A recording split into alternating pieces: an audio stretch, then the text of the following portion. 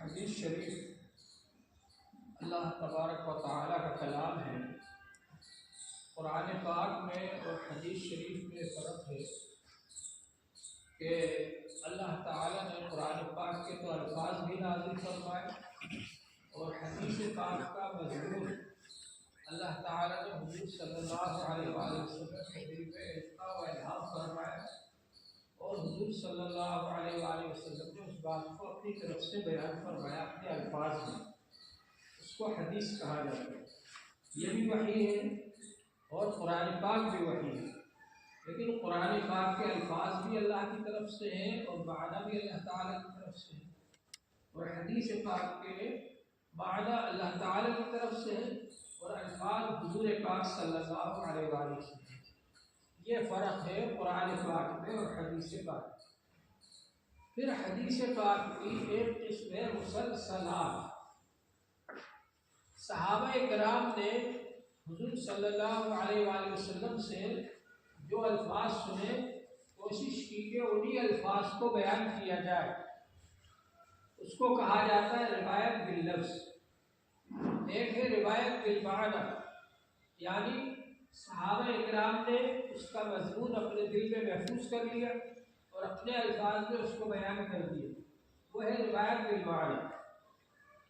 تیسری چیز یہ ہے کہ صحابہ اکرام نے اس بات کی کوشش کی کہ حضور پاک صلی اللہ علیہ وسلم نے اس حدیث کو بیان کرتے وقت کوئی خاص کام کیا ہے یا کوئی خاص طریقہ اختیار کیا ہے، اس کو بھی بیان فرمایا۔ حتیٰ کہ اگر کسی حدیث میں حضور صلی اللہ علیہ وسلم اس حدیث کو بیان کرتے وقت مسکرائے ہیں تو مسکرانے کا بھی ذکر ہے۔ اگر حضور پاک صلی اللہ علیہ وسلم کسی حدیث کو بیان کرتے وقت ہنسے ہیں تو ہنسنے کا بھی ذکر ہے، اور زیادہ ہنسے ہیں اس کا بھی ذکر ہے۔ حتیٰ بدت نواجذ، حضور صلی اللہ علیہ وسلم کی داڑھیں ظاہر ہو گئی، اتنا ہنسے آپ، کیونکہ آپ عام طور پر صرف مسکراتے ہیں۔ تو ایک ایک چیز کو صحابہ کرام نے محفوظ کیا، اور خاص طور سے جس وقت حضور صلی اللہ علیہ وسلم بیان کر رہے ہیں اس حدیث کو، اس وقت آپ نے کون سا خاص کام کیا یا کیا طریقہ اختیار کیا، اس کو اس لیے بھی بیان کیا تاکہ سننے والے کو اس بات کا یقین ہو جائے کہ یہ جو صحابی ہیں یہ حضور صلی اللہ علیہ وسلم کے صرف الفاظ ہی کو بیان نہیں کر رہے بلکہ پورا واقعہ ان کے ذہن میں ہے، ذہن نشین ہے، اور جب پورا واقعہ ذہن نشین ہے تو الفاظ کتنے زیادہ ذہن نشین نہ ہوں گے، تو اس کا یقین دلانے کے لیے بھی، اور ویسے بھی صحابہ کرام ایک ایک چیز کو نقل کرتے ہیں۔ تو مسلسلات ان احادیث کو کہا جاتا ہے جن کو بیان کرتے وقت حضور پاک صلی اللہ علیہ وسلم نے کوئی خاص کام کیا، تو صحابی نے بھی تابعی کو حدیث بیان کرتے وقت وہی کام کیا، اور تابعی نے بھی اپنے تبع تابعی کو حدیث بیان کرتے وقت وہی کام کیا، اور پھر اسی طرح ہر استاد نے، ہر محدث نے اپنے شاگرد کے سامنے وہی کام کیا جو کام اس حدیث کو بیان کرتے وقت حضور پاک صلی اللہ علیہ وسلم نے کیا۔ اس کو مسلسلات کہا جاتا ہے، اور مسلسلات کا سلسلہ حضرت شاہ ولی اللہ دہلوی رحمۃ اللہ علیہ سے لے کر ابھی تک یہ جاری ہے۔ بات کی بات کہ کس طرح سے شاہ ولی اللہ دہلوی رحمۃ اللہ علیہ حدیث کو یہاں ہندوستان میں لے کر آیا، کس طرح انہوں نے پھیلایا، اس کو ہم بعد میں بیان کریں گے۔ ابھی تو صرف مسلسلات کے بارے میں آپ حضرات کو بتائیں۔ آگے بہت بڑھتا ہے۔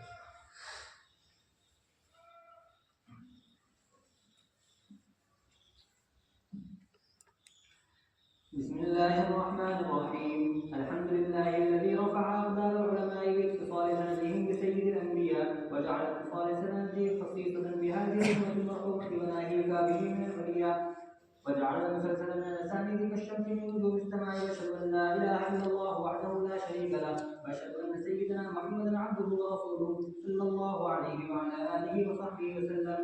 أما بعد، فيقول العبد المفتقر إلى رحمة الله الكريم أحمد المرغوب بولي الله بن عبد الرحيم الدهلوي عمره أحسن الله إليه إلى مشايخه ووالديه.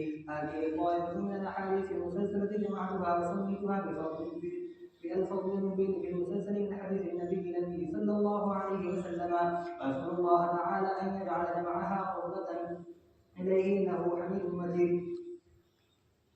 الحديث المسلسل بالأولية. قال صديق ولي الله وفي عنه حدثني السيد عمر من لفظه تجاه قبر النبي صلى الله عليه وسلم، وهو أول حديث سمعته منه. قال حدثني جدي الشيخ عبد الله بن سالم البصري قال وهو أول حديث سمعته منه. قال حدثنا الشيخ يحيى بن محمد الشهيري الشامي قال وهو أول حديث سمعناه منه. قال أخبرنا به الشيخ سعيد بن إبراهيم الجرائري المفتي الشهير بقدوره قال وهو أول حديث سمعته منه. قال أخبرنا به الشيخ المحقق سعيد بن محمد المقدري قال وهو أول حديث سمعته منه عن بني كامل أحمد الحجي البهراني قال وهو أول حديث سمعته منه. قال عن شيخ الإسلام العارف بالله تعالى سيد إبراهيم التابعي قال وهو أول حديث سمعته منه. قال قرأته على المحدث الرباني بالفتح محمد بن أبي بكر بن حسين المراغي قال وهو أول حديث قرأته عليه. قال سمعت بالله شيخنا زين الدين عبد الرحيم بن حسين العراقي قال وهو أول حديث سمعته منه.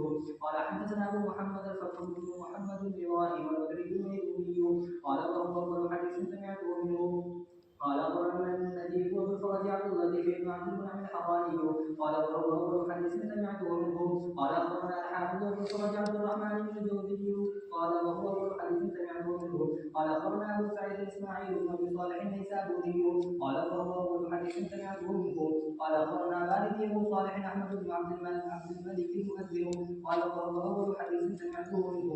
قال أخبرنا أبو طاهر محمد بن محمش الزيادي قال وهو حديث سمعته منه. قال أخبرنا أبو حامد أحمد بن محمد بن يحيى البزار قال وهو حديث سمعناه منه. قال حدثنا عبد الرحمن بن بشير بن حكم قال وهو أول حديث سمعته منه. قال أخبرنا سفيان بن عيينة قال وهو أول حديث سمعته منه. عن عبد بن دينار عن ابن قابوس مولى عبد الله بن عمرو بن العاص عبد الله بن عمرو بن العاص رضي الله تعالى عنهم أن رسول الله صلى الله عليه وسلم قال الراحمون يرحمهم الرحمن تبارك وتعالى يرحم من في الأرض يرحمكم من في السماء. قال ابن العراقي هذا حديث خفيف أخرجه أبو داود والترمذي جميعا من طريق ابن عمرو بإسناده. فقال للجملة الثانية متابعة من أحمد لفظها ترحم قلت والجملة الأولى شواهدها كثيرة في الصحيحين وغيرهما.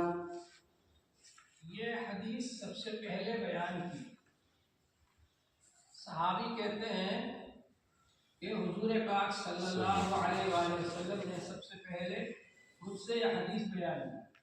हज़रत अब्दुल्लाह इब्ने अम्र इब्ने आस, ये हज़रत अब्दुल्लाह सहाबी है, हुजूर पाक सल्लल्लाहु अलैहि वसल्लम की हदीसें लिखा करते हैं। अभी किताबत हदीस के मुतालिक जब हम बयान करेंगे तो इसका जिक्र करेंगे। हज़रत अब्दुल्लाह इब्ने अम्र इब्ने आस रज़ियल्लाहु अन्हु कहते हैं कि हुजूर पाक सल्लल्लाहु अलैहि वसल्लम ने सबसे पहले मुझसे यह हदीस बयान फरमाई, अर्राहिमून यरहमुहुमुर रहमान तबारक व तआला इरहमू मन फिल अर्दि यरहमुकुम मन फिस समा। रहम करने वाले उन पर रहम करेगा रहमान जो कि बुलंद बाला है, तुम रहम करो ज़मीन वालों पर, आसमान वाला तुम पर रहम करेगा। यह हदीस बड़ी बड़ी किताबों में मौजूद है। अबू दाऊद शरीफ में है, तिरमिज़ी शरीफ में है, बुखारी शरीफ में है, मुस्लिम शरीफ में है, सब में यह हदीस मौजूद है। इसको मुसलसल बिल अव्वलियत कहा जाता है, यानी जो भी उस्ताद हदीस पढ़ाते थे या हदीस बयान करते थे तो सबसे पहले इस हदीस को बयान करते थे। तो हर शागिर्द अपने उस्ताद के बारे में कहते हैं कि हमसे सबसे पहले हमारे उस्ताद ने यह हदीस बयान फरमाई। इसको मुसलसल बिल अव्वलियत कहा जाता है। حديث مسلسل بالفقهاء الحنفية قال فقيه ولي الله وفي عنه وله معرفة بالأحاديث والآثار التي استدل بها الحنفية ومعرفة بالهداية وغيرها من كتب مذهبهم وإجازة لتدريسها واشتغال بمطالعتها ودراساتها.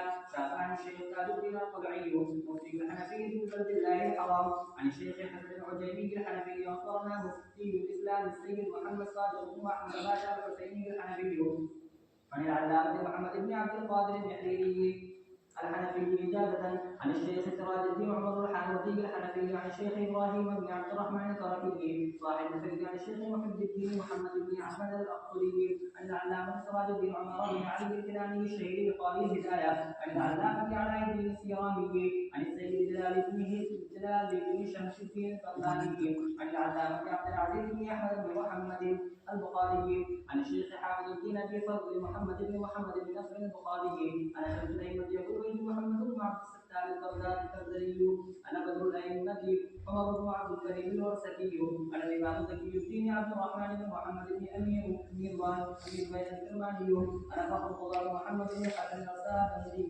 عن امام الاسلام عبد الرحيم بن عبد العزيز الزوزني عن القاضي ابو زيد عبد الله بن موسى الدبوسي عن الاستاذ اخبرنا الأستاذ أبو جعفر محمد بن عمر الطروشني أخبرنا إمام عطية أبو علي بن حسين بن قبر النسبي أخبرنا علامة أبو بكر محمد بن فضل الكمالي بفتح الكافي أخبرنا الإمام أبو محمد بن عبد الله بن محمد بن يعقوب السنتوني الحارثي أخبرنا قدوة أبو حفص الصغير عبد الله أخبرنا والدي الإمام المشهور في أبي الحق الكبير أحمد بن حفص البخاري أخبرنا الإمام الحجة أبو عبد الله محمد بن الحسن الشيباني عن الإمام الأعظم أبي حنيفة النعمان بن ثابت الكوفي عن عبد الله بن أبي حبيبة قال سمعت أبا الدرداء رضي الله تعالى عنه وعنه يقول كنت رديف رسول الله صلى الله عليه وسلم فقال يا أبا الدرداء من شهد أن لا إله إلا الله وأني رسول الله وجبت له الجنة قلت وإن زنا وإن سرقا قال فسار ساعة فعاد لكلامي فقلت إن زنا وإن سرقا قال النبي صلى الله عليه وسلم وإن زنا وإن سرقا فإن غيم أنف بالدرداء قال فكان أبو الدرداء يحدث بهذا الحديث كل جمعة عند منبر رسول الله صلى الله عليه وسلم ويضع إصبعه على أنفه ويقول وإن غيم أنف بالدرداء. یہ حضرت ابو الدرداء رضی اللہ عنہ بھی اصحاب صفہ میں سے اور علمی اعتبار سے ان کا بہت اونچا مقام ہے. حضرت عمر رضی اللہ تعالیٰ عنہ نے حضرت عبداللہ بن مسعود رضی اللہ عنہ کو کوفہ بھیجا تھا قاضی اور مفتی بنا کر, اور حضرت ابو الدرداء رضی اللہ عنہ کو شام بھیجا تھا قاضی اور مفتی بنا کر, اور وہاں پر انہوں نے حدیث کو پڑھایا اور بہت اونچا مقام ہے حضرت ابو الدرداء رضی اللہ عنہ. تو یہ حدیث بیان کرتے ہیں کہ حضور پاک صلی اللہ علیہ وسلم کے ساتھ میں جا رہا تھا اور آپ نے یہ فرمایا کہ لا الہ الا اللہ محمد رسول اللہ کی جو گواہی دے گا وہ جنت میں جائے گا, اس کے لیے جنت واجب ہو گئی. میں نے کہا وَإِن زَنَا وَإِن سَرَقَ, اگرچہ اس نے زنا کیا ہو, چوری کی ہو, تھوڑی دیر کے بعد میں پھر آپ چلے, پھر آپ نے دوبارہ یہی فرمایا. تو پھر میں نے کہا وَإِن زَنَا وَإِن سَرَقَ, تو حضور پاک صلی اللہ علیہ وسلم نے فرمایا وَإِن زَنَا وَإِن سَرَقَ, اگرچہ اس نے زنا کیا ہو, چوری کی ہو, بھائی رغم انف ابی الدرداء, اگرچہ ابو الدرداء کی ناک خاک آلود ہو, یعنی ابو الدرداء کی بات چلے یا نہ چلے, اور اس کی بات نہ چلے, اس کو اپنی بات کا نہ چلنا محسوس ہو, تب بھی بات یہی ہے جو کہ میں کہہ رہا ہوں کہ وہ شخص جنت میں ضرور جائے گا. اس حدیث سے اہل سنت والجماعت کا مسلک مضبوط معلوم ہوتا ہے. یہ دلیل ہے ان کی اس بات کی کہ گناہ کبیرہ کرنے سے آدمی ایمان سے خارج نہیں ہوتا, اور گناہ کبیرہ کرنے والے چاہے اپنے گناہ کی سزا جہنم میں تھوڑے دن بھگت کر پھر جنت میں جائے, لیکن انجام کار وہ جنت میں ضرور جائے. جس نے لا الہ الا اللہ محمد رسول اللہ کی گواہی دی وہ جنت میں ضرور جائے گا, اگرچہ گناہ کبیرہ کی سزا بھگت کر جائے. اور یہ بھی ہو سکتا ہے کہ اللہ تعالیٰ اس کو معاف کر کے شروع ہی میں جنت میں داخل فرما دے, بہرحال وہ جنت میں ضرور جائے گا جس نے لا الہ الا اللہ محمد رسول اللہ کی گواہی دی. یہ حدیث اس بات کا ثبوت ہے کہ گناہ کبیرہ کرنے کی وجہ سے آدمی ایمان سے خارج نہیں ہوتا ہے, جو کہ اہل سنت والجماعت کا عقیدہ ہے.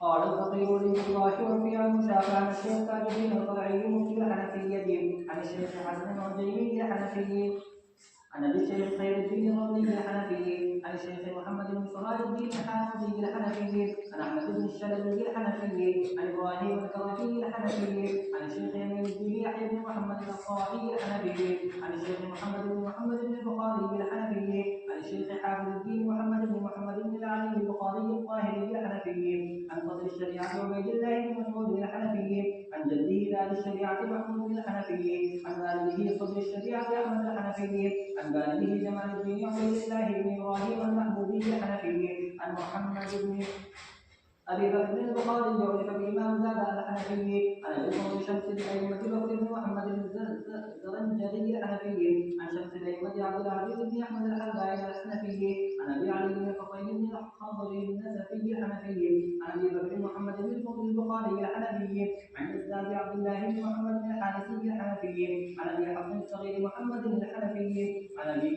حفص الكبير أحمد بن حفص البخاري الحنفي عن الإمام الرباني محمد بن الحسن الشيباني عن الإمام أبي حنيفة النعمان بن ثابت عن محمد بن مسلم عن عبد الله بن بريد عن أبيه قال كان رسول الله صلى الله عليه وسلم إذا بعث صليبا أوصى إلى صاحبها بتقوى الله في نفسه خاصة أوصاه من معه إلى المسلمين خيرا ثم قال اغزوا بسم الله في سبيل الله قالوا وكفر بالله لا تقولوا ولا تقولوا ولا تمثلوا ولا تقتلوا الهدى فإذا لقيتم عدوكم من المشركين فادعوهم إلى الإسلام فإن أسلموا فاقبلوا منهم وكفوا عنهم واخبروهم أنهم من المسلمين لهم ما لهم وعليهم ما عليهم فادعوهم إلى التحول إلى دار الإسلام فإن أبوا فاخبروهم أنهم دعوا بالمسلمين فيجري عليهم حكم الله الذي يجري على المسلمين وليس لهم في الفيء ولا في الغنيمة نصيب فإن أبوا فاخبروهم إلى إعطاء الجزية فإن فعلوا فاخبروا ذلك منهم وكفوا عنهم فإذا حاصرتم على حسن أو مدينة فاسألوكم أن تنزلوهم على حكم الله ولا تنزلوهم فإنكم لا تدرون ما حكم الله فيهم ولكن انزلوهم على حكمكم ثم احكموا فيهم بما رأيتم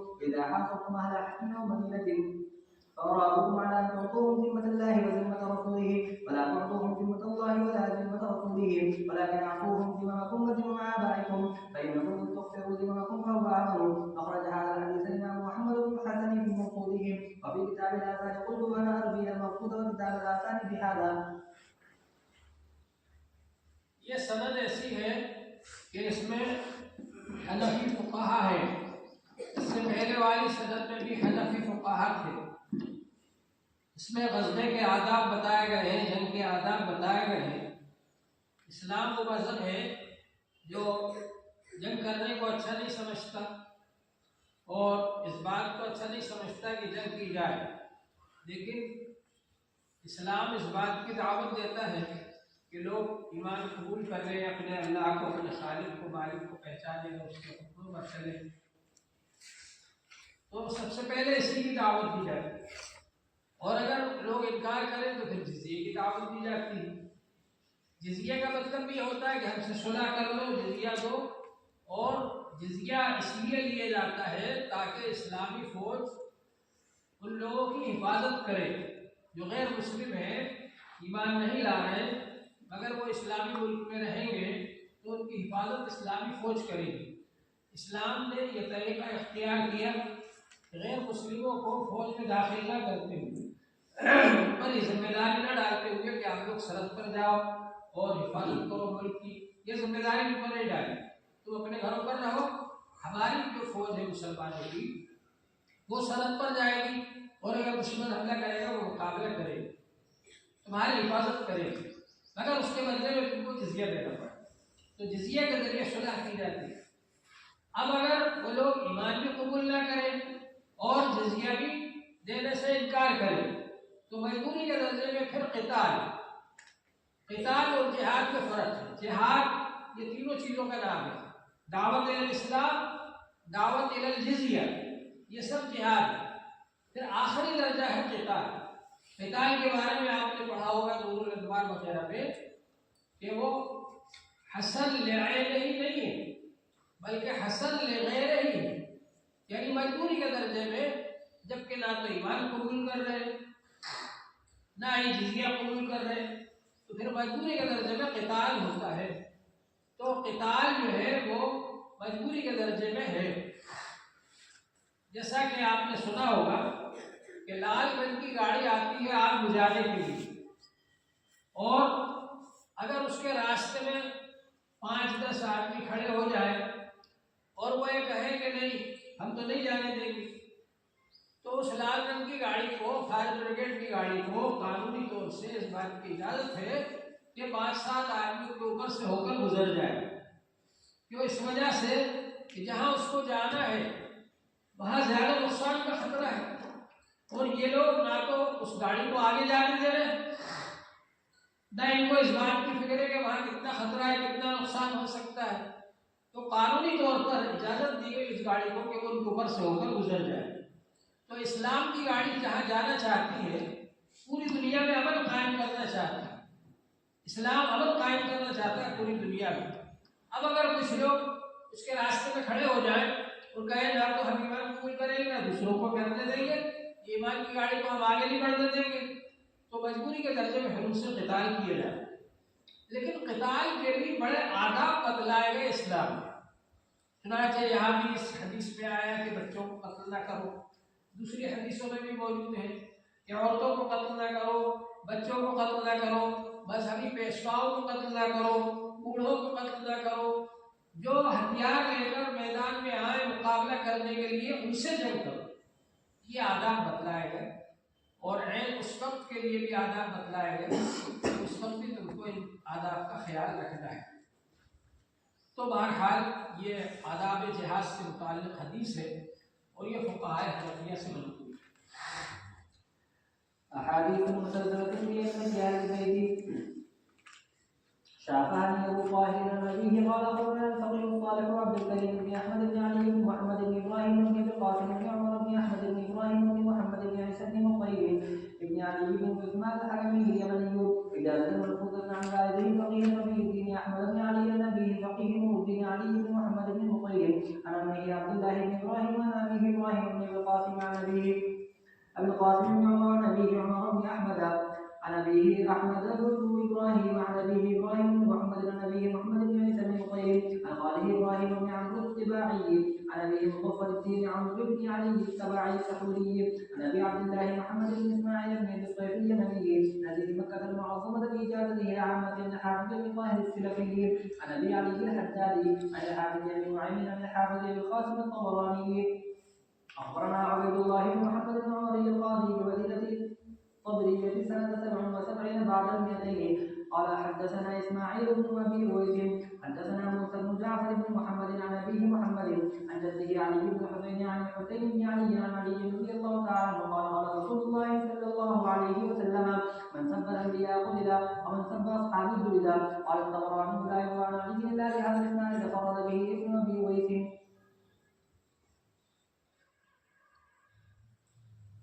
انبیاء علیہ الصلوۃ والسلام اللہ کا پیغام پہنچانے والے، اس لیے انبیاء علیہ الصلوۃ والسلام کو گالی دینا اور ان کی شان میں گستاخی کرنا یہ بہت بڑا گناہ ہے۔ اور یوں سمجھیے ایک طرح سے آدمی مرتد ہو گیا، جس طرح سے مرتد کی سزا قتل ہے، اسی طرح سے اس حدیث پاک پہ یہ بھی بیان کیا گیا کہ جو شخص نبی کو گالی دے اس کو قتل کر دیا جائے۔ دوسری بات یہ کہ صحابہ کو جو شخص گالی دے اس کو کوڑے مارے جائیں۔ حضور پاک صلی اللہ علیہ وسلم نے صحابہ کے بارے میں بھی فرمایا کہ صحابہ کو برا نہ کہو، لا تسبوا اصحابی، میرے صحابہ کو برا نہ کہو، گالی نہ دو۔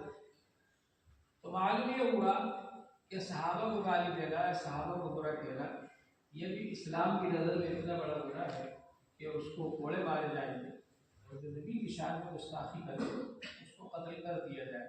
یہ حدیث مروی ہے اور یہ اہل بیت سے روایت کی گئی ہے۔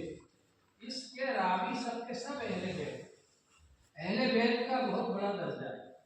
اللہ تبارک و تعالی نے فرمایا یرید اللہ ان یطہرکم اہل البیت، اہل بیت اللہ چاہتا ہے کہ تم کو پاک کر دے۔ تو اہل بیت کا لفظ قرآن پاک میں آیا ہے۔ اب یہ اہل بیت سے کون لوگ مراد ہیں؟ ایک بار حضور پاک صلی اللہ علیہ وسلم کے پاس حضرت حسن رضی اللہ عنہ آئے، حضرت حسین رضی اللہ عنہ آئے، ان کو حضور صلی اللہ علیہ وسلم ایک کمبل اوڑھے ہوئے تھے بالوں والا، اس کمبل میں آپ نے چھپا لیا۔ پھر حضرت علی رضی اللہ عنہ کو بلایا، حضرت فاطمہ رضی اللہ عنہ کو بلایا، ان کو بھی چھپا لیا اسی کمبل میں، اور یہ فرمایا ہؤلاء اہل بیت، یہ ہے اہل بیت۔ تو اہل بیت ازواج مطہرات تو ہے ہی ہے، لیکن خاص طور سے ان کو بھی آپ نے اہل بیت میں شامل فرمایا۔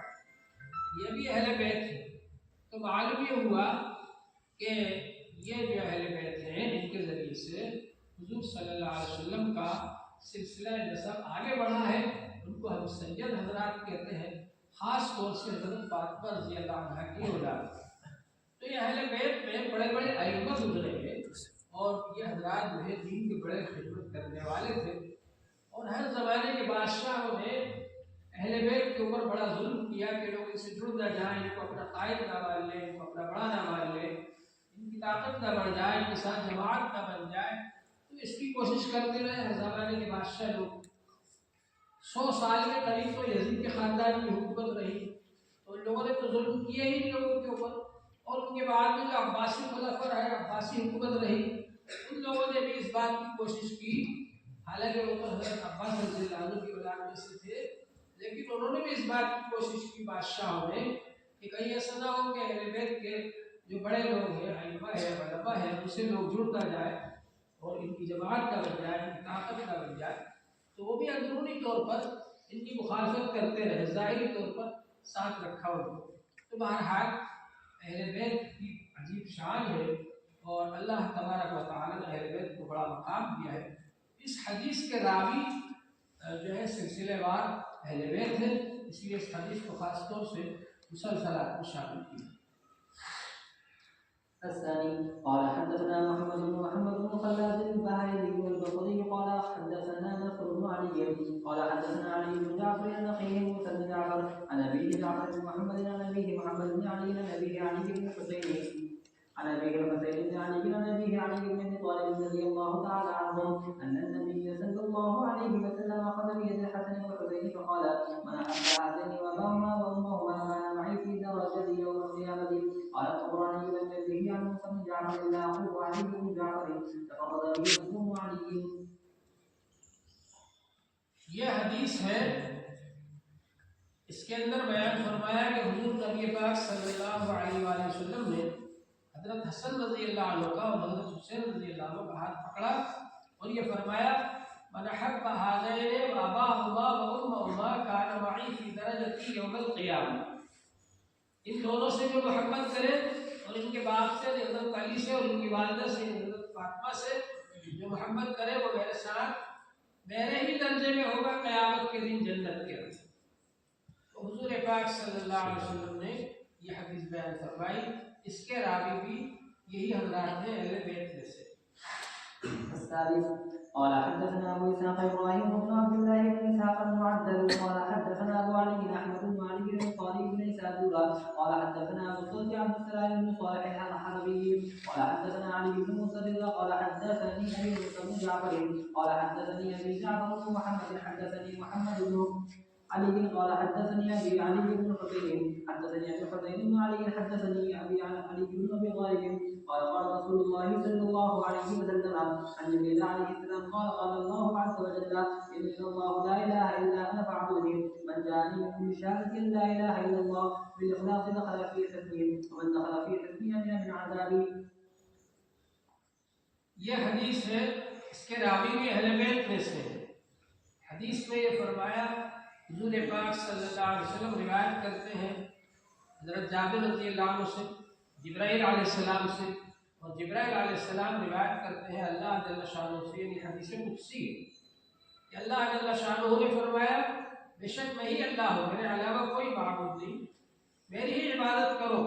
جو میرے پاس لا الہ الا اللہ کی گواہی لے کر آئے گا اخلاص کے ساتھ، وہ میرے قلعے میں داخل ہو گیا، اور جو میرے قلعے میں داخل ہو گیا میرے عذاب سے محفوظ ہو گیا۔ الرابع قلت اخبرني ابن طاهر عن شيخ ابراهيم القردي عن شيخ الحسن العجيمي والشيخ احمد النخلي عن الشيخ محمد بن علاء البابلي عن الشيخ علي بن ابراهيم الحلبي عن الشيخ محمد بن احمد الرملي عن شيخ الاسلام الزبيدي الانصاري عن الحافظ ابن فضل احمد بن علي بن حجر عن ابي عباس احمد بن عمر بن علي البغدادي بن القاهره عن الحافظ ابن الحجاج يوسف بن عبد الرحمن المزي عن شيخ الاسلام عبد الرحمن بن ابي عمر بن قدامه المقدسي عن الامام الموفق الدين عبد الله أحمد بن قدامة عن أبي زرعة طاهر بن محمد بن طاهر عن الفقيه المنصور محمد بن حسين بن أحمد المقري القزويني قال حدثنا ابو طلحه القاسم بن المنذر الخطيب قال حدثنا ابو الحسن علي بن ابراهيم بن سلمه القطان قال حدثنا الحافظ ابو عبد الله محمد بن يزيد بن ماجد القزويني قال حدثنا سالم بن ابي سعد ومحمد بن اسماعيل قال حدثنا عبد السلام بن صالح ابو الصلت الحربي قال حدثنا علي بن موسى رضي عن ابي جعفر بن محمد عن ابيه عن علي بن حسين عن ابيه عن علي بن ابي طالب رضي الله تعالى عنه قال قال رسول الله صلى الله عليه وسلم الايمان معرفه بالقلب وقول باللسان وعمل بالاركان. وقال ابن الجوزي ومصدق التهم لا يجوز الاحتجاج به وتعقبه السيوطي فقال واتقه ابن معين وقال ليس ممن يكذب وقال غيره كان من المعدودين بالهدي. اس حدیث میں بتلایا گیا ہے کہ ایمان کیا ہے. یہ ایک مشہور مسئلہ ہے ایمان کے بارے میں. ایمان بسیط ہے یا مرکب. پھر اگر مرکب ہے تو اس میں تصدیق بالجنان تصدیق قلبی کا کیا درجہ ہے. یہ ایک اختلافی مسئلہ ہے متکلمین اور محدثین اور حنفیہ کے درمیان. حضرت امام ابو حنیفہ رحمۃ اللہ علیہ فرماتے ہیں ایمان بسیط ہے. بسیط اس کو کہتے ہیں من لا جزء له، اس کا جز نہ. ایمان بسیط ہے، اس کا کوئی جز نہیں. اور حدیث جبرائیل کے اندر جو بخاری شریف میں موجود ہے، جبرائیل علیہ السلام انسانی شکل میں آئے حضور پاک صلی اللہ علیہ وآلہ وسلم کی مجلس میں اور انہوں نے پوچھا اخبرنی عن ایمان، ایمان کیا ہے اور بتلائیے. تو حضور پاک صلی اللہ علیہ وآلہ وسلم نے فرمایا تؤمن باللہ وملائکتہ وکتبہ ورسلہ وتؤمن بالقدر خیرہ وشرہ من اللہ تعالی والبعث بعد الموت. ایمان یہ ہے اس پر یقین رکھو اللہ تعالی ایک ہے، بڑی قدرت والا ہے، ہمارا خالق و مالک ہے، اس کے علاوہ کوئی معبود نہیں. اس پر یقین رکھو کہ اس نے فرشتوں کو بنایا ہے. فرشتے مخلوق اللہ کی بنائی ہوئی مخلوق ہے، نورانی مخلوق، عظیم مخلوق، بہت طاقتور مخلوق. اور اللہ تعالی نے ان کے ذریعے سے قرآن پاک کو اپنی کتابوں کو بھیجا ہے. اللہ پر یقین رکھو، اس کے فرشتوں پر، اس کی کتابوں پر، اس کے رسولوں پر، اور اس پر کہ اچھی اور بری تقدیر اللہ تعالی کی طرف سے. اور اس پر یقین رکھو کہ موت کے بعد دوبارہ اللہ تعالی پیدا فرمائیں گے، دوبارہ اٹھائیں گے اور میدان حشر میں کھڑا ہونا ہے اور اللہ کے دربار میں حساب دینا ہے اپنی زندگی. ان 7 چیزوں پر یقین رکھنے کا نام ایمان. یہ حدیث جبرائیل کے اندر موجود ہے. اب ایمان جو ہے امام ابو حنیفہ رحمۃ اللہ علیہ کہتے ہیں یہ سب چیزوں کا یقین کر لینا، انسان کے دل میں یقین ہو جائے اس بات کا، یہ ایمان. اور جو حضرات یہ کہتے ہیں کہ ایمان مرکب ہے، اس میں متکلمین بھی ہے اور محدثین بھی ہے، تو وہ یہ کہتے ہیں کہ ایمان تصدیق بالجنان، دل سے تصدیق کرنا، اقرار باللسان زبان سے اقرار کرنا، عمل بالارکان اعضاء اور جوارح سے عمل کرنا. ان تینوں چیزوں کے مجموعے کا نام ہے ایمان. لیکن اس میں متکلمین یہ کہتے ہیں کہ اس میں تصدیق بالجنان کو بہت زیادہ اہمیت حاصل ہے.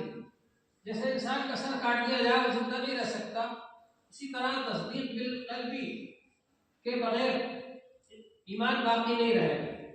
یعنی یہ تصدیق قلبی جو ہے ایک طرح سے جز تو ہے، ان تینوں چیزوں میں سے ایک شامل ہے، ایک جز ہے، لیکن جزء اعظم ہے.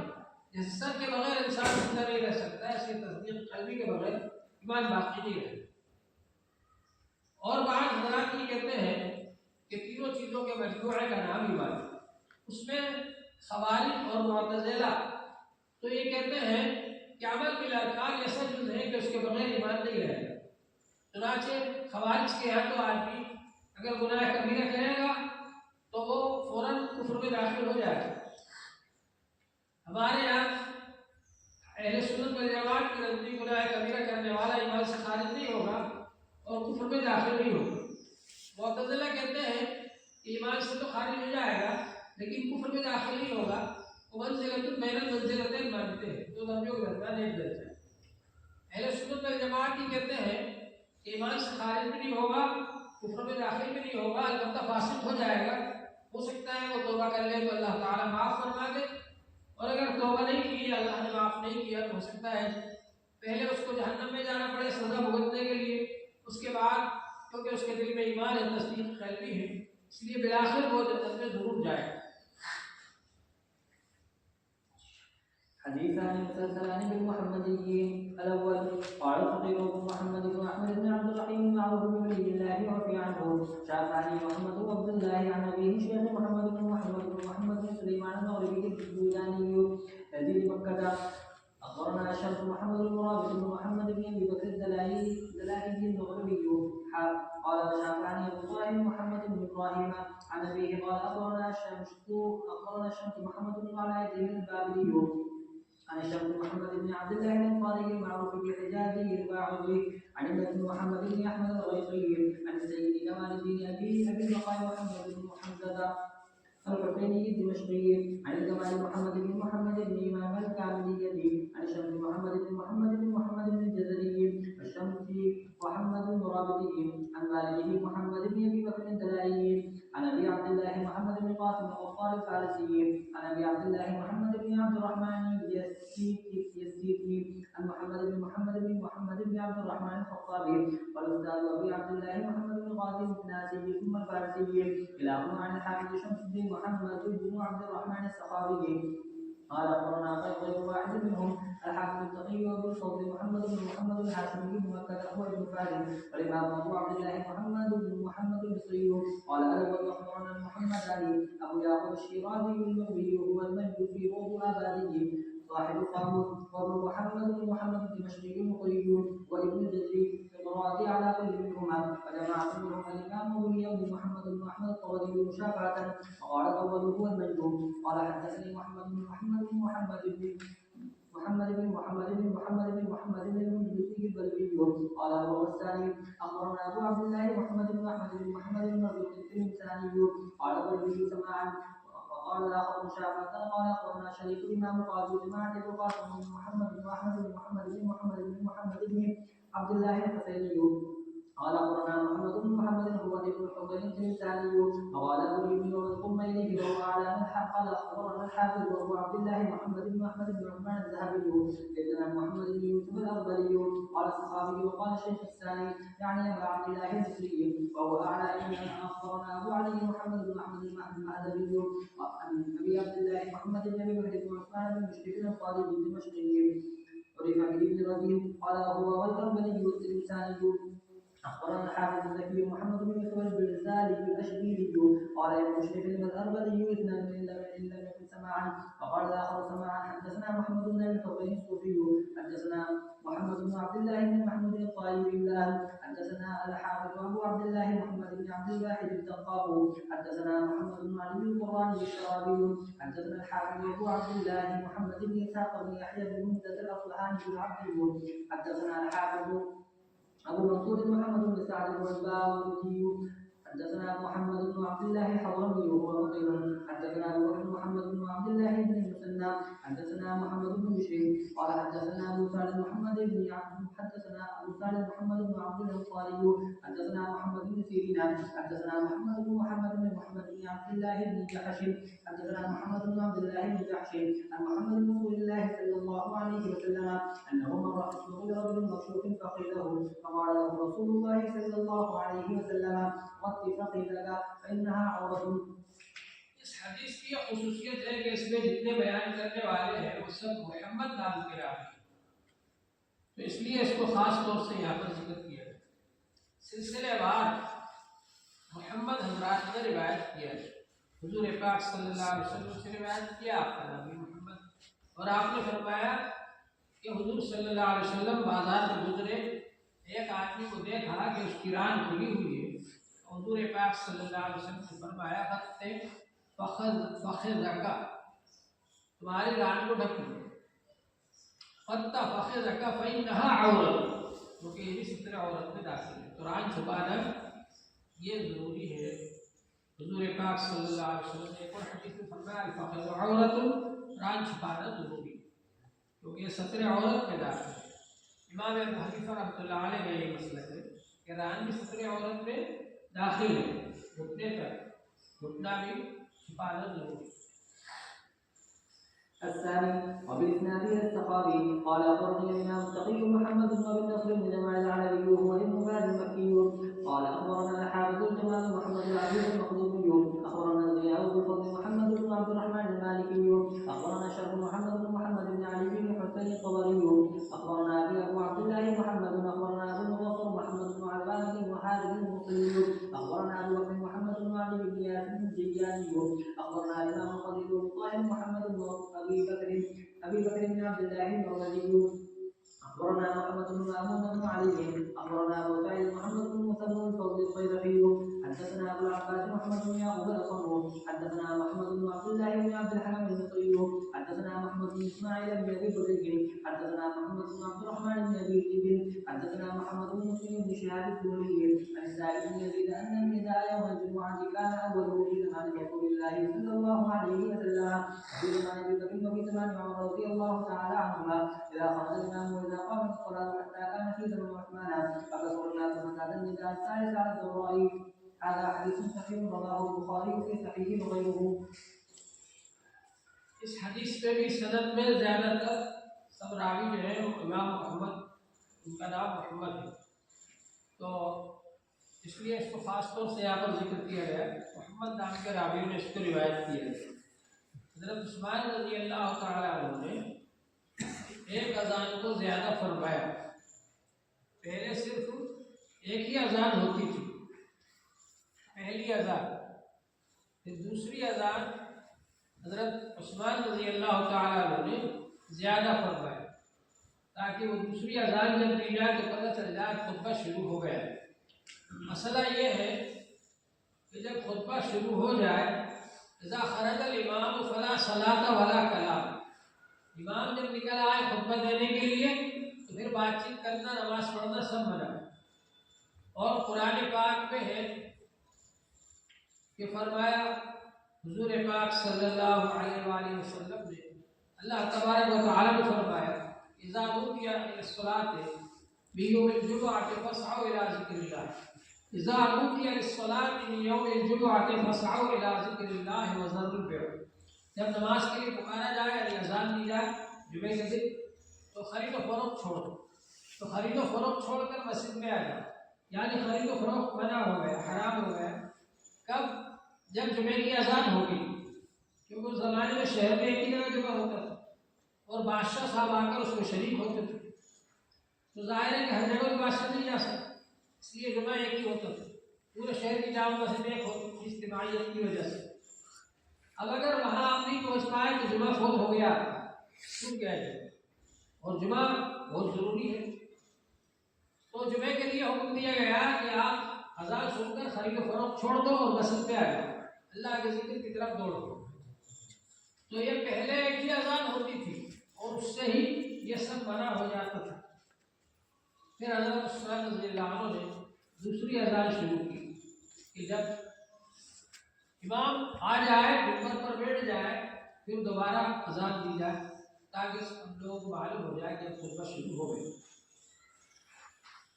اب یہ حضرت عثمان رضی اللہ عنہ نے جو اذان شروع کی، یہ سنت الخلفاء راشدین میں شامل ہے۔ حضور پاک صلی اللہ علیہ وآلہ وسلم نے ایک بار خطبہ دیا، تقریر فرمائی، صحابی کہتے ہیں حضرت عرباض بن ساریہ رضی اللہ عنہ ایسی تقریر فرمائی، وجلت منها القلوب، ذرفت منها العیون، وجلت منها القلوب، آنکھیں بے پڑی، آنکھوں سے آنسو جاری ہو گئے اور دلوں میں خوف پیدا ہو گیا اللہ تعالیٰ۔ تو ہم نے کہا کہ اللہ کے رسول کا هذه موعظة مودع، ایسا لگتا ہے کہ آپ کا آخری وعظ ہے، اس لیے آپ ہم کو وصیت فرما دیجیے فوصنا۔ تو حضور صلی اللہ علیہ وآلہ وسلم نے فرمایا اوصیکم بتقوی اللہ والسمع والطاعۃ وان کان عبدا حبشیا، میں تم کو وصیت کرتا ہوں سننے کی اور ماننے کی، یعنی امیر کی بات سننا اور ماننا اگرچہ وہ حبشی غلام ہو۔ فإنه من يعش منكم بعدي فسيرى اختلافا كثيرا، میرے بعد میں زندہ رہے گا، بڑا اختلاف دیکھے گا۔ فعلیکم بسنتی وسنت الخلفاء الراشدین المہدیین، تم پر لازم ہے میری سنتوں کا اتباع کرنا اور خلفاء راشدین جو ہدایت یافتہ ہو ان کی سنتوں کو ماننا۔ تو حضور صلی اللہ علیہ وآلہ وسلم کے بعد حضرت ابوبکر رضی اللہ عنہ خلیفہ رہے 2 سال، پھر اس کے بعد हज़रत उमर रज़ी अल्लाह तआला अन्हु खलीफा रहे 10 साल, फिर उसके बाद हज़रत उस्मान रज़ी अल्लाह अन्हु खलीफा रहे 12 साल, फिर उसके बाद हज़रत अली रज़ी अल्लाह अन्हु खलीफा रहे 6 साल। ये 30 साल आकर पूरे हो गए। हुजूर पाक सल्लल्लाहु अलैहि वसल्लम ने फरमाया खिलाफत मेरे बाद 30 साल रही। हज़रत अली रज़ी अल्लाह अन्हु और उसमें 6 महीने हज़रत हसन रज़ी अल्लाह अन्हु को भी शामिल कर गए, क्योंकि 5.5 साल हज़रत अली रज़ी अल्लाह अन्हु होते हैं। तो इस तरह से 30 साल पूरे हो गए हज़रत हसन पर आकर, तो ये खिलाफत राशिदा का ज़माना ख़त्म हो गया। तो खुलफाए राशिदीन की सुन्नतों को मानना भी वैसे ही जरूरी है जैसा हुजूर सल्लल्लाहु अलैहि वसल्लम की सुन्नत माना। तो ये जो अजान की गई हज़रत उस्मान रज़ियल्लाहु अन्हु के ज़माने में, ये अजान को भी उसी तरह मानना जरूरी है, क्योंकि इस्लाम का एक जुज़ है, जिस तरह से खुलफाए राशिदीन की दीगर सुन्नत। الحديث المسلسل في يوم العيد في غالبه. قال الخطيب رحمه الله شاف ان ابي طاهر ان لم يكن في يوم عيد فعل فاجازه، عن الشيخ احمد النخعي ان لم يكن فعل بيوم عيد فاجازه. قال سمعت الشيخ محمد بن علاء البابلي بالمسجد الحرام في يوم عيد الفطر، عن ابي النجاة سالم بن محمد بن عبد الرحمن القمي، عن ابي الفضل جلال الدين السيوطي. اخبرنا حافظ تقي الدين محمد بن فهد الهاشمي هاشم سماعا عليه بالمسجد الحرام في يوم عيد الفطر بين الصلاة والخطبة. أخبرنا حافظ محمد بن عبد الله بن ظهيرة سماعا عليه في يوم عيد الفطر. قال أخبرنا أبو عبد الله محمد بن أحمد الأنصاري سماعا في يوم عيد الفطر. أخبرنا الحافظ أبو عمرو بن عثمان بن محمد التوزي سماعا عليه في يوم عيد الفطر. أخبرنا أبو الحسن علي بن هبة الله الحميري سماعا في يوم عيد الفطر. أخبرنا الحافظ أبو طاهر السلفي سماعا في يوم عيد. أخبرنا أبو محمد عبد الله بن علي الآبنوسي ببغداد في يوم عيد. أخبرنا القاضي الطيب الطبري في يوم عيد. أخبرنا أبو أحمد بن الغطري في جرجان في يوم عيد. قال حدثنا علي بن زاهد بن الراغ في يوم عيد. حدثني أبو عبد الله أحمد بن محمد بن مفتي سليمان بن حرب في يوم عيد. قال حدثنا سفيان الثوري في يوم عيد. حدثنا ابن جريج في يوم عيد. حدثنا عطاء بن رباح في يوم عيد. حدثنا ابن عباس رضي الله تعالى عنهما في يوم عيد. قال شهدت مع رسول الله صلى الله عليه وسلم يوم عيد في او ضحى، فلما فرغ من الصلاه اقبل على وجهه فقال ايها الناس قد صرتم خيرا، فمن احب ان ينصرف فلينصرف، ومن احب ان يقيم حتى يسمع الخطبه فليقيم. انتهى. ये वो हदीस है जिसको ईद के दिन ही हर शेख ने हर उस्ताद ने बयान किया अपने शागिर्दों के साथ। इसको मुसलसल बियोमिल ईद कहा जाता है। अल्हम्दुलिल्लाह हज़रत मुफ्ती महमूद साहब रहमतुल्लाह अलैह के साथ हमको बहुत सी ईदें करने का मौका मिला है, क्योंकि हम हर साल रमज़ान में जाते थे, एहतिकाफ करते थे हज़रत के पास और ईद वही होती थी ईद उल फित्र।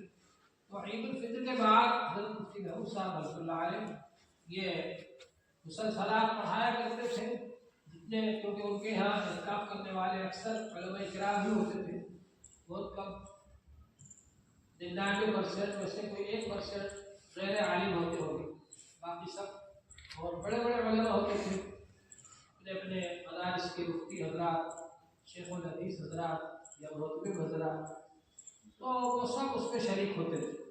तो अल्हम्दुलिल्लाह बरस तक कई बरसों तक हजरत की ईद करने का मौका मिला, और ईद की नमाज के बाद भी हजरत की ये किताब पढ़ाई जाती थी, जिसमें हदीस पढ़ाई जाती थी हर साल। इसको मुसलसल बियोमिल ईद कहा जाता है।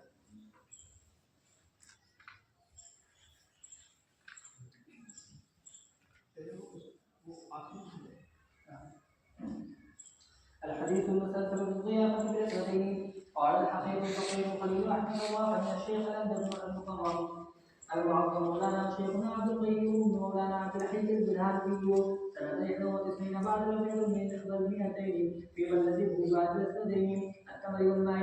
وقرأت عليه الحديث. قال أخبرني شيخنا ومولانا الشاعر إسحاق الدهلي بالمهاجر المكي بالأسودين التمر والماء. قال أخبرنا الشيخ ولي عصره ووحيد الله عبد العزيز بالأسودين التمر والماء. قال أخبرنا الشيخ ولي الله بالأسودين التمر والماء. قال أخبرنا شيخنا أبو طاهر بن الأسودين التمر والماء. قال أخبرنا شيخنا محمد بن سليمان المغربي البلداني بن أبي بكر الشريف بالأسودين التمر والماء. قال أخبرني أبو عثمان سيدي سعيد بن إبراهيم الجزائري ورفعت القدورة بالنسبة للتمر والماء. قال أخبرني الشيخ سيدي سعيد بن أحمد المقري القرشي بالنسبة للتمر والماء. قال أخبرني شيخ الصدور الأوحد سيدي أحمد الحجي البهراني بالنسبة للتمر والماء. قال أخبرني الشيخ الأناني موضح طريق الإسلام المختار سيدي إبراهيم الشاذلي البلنسي بالنسبة للتمر والماء.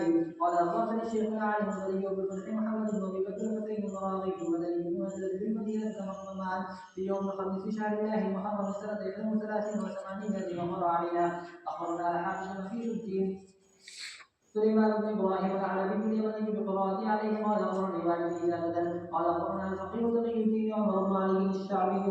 قال اضافنا شيخنا القاضي فخر الدين الطبري بمنزله بزميل بلسبه التمر والماء.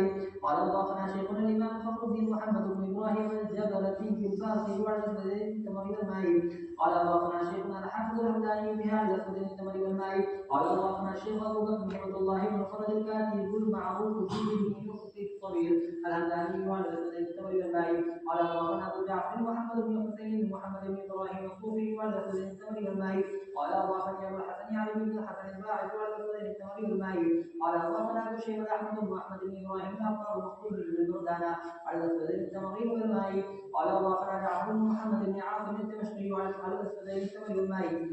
قال اضافنا محمد بن ايهاب على الاسفل التمر والماء. قال اضافنا عبد الله بن ميمون القداح على الاسفل التمر والماء.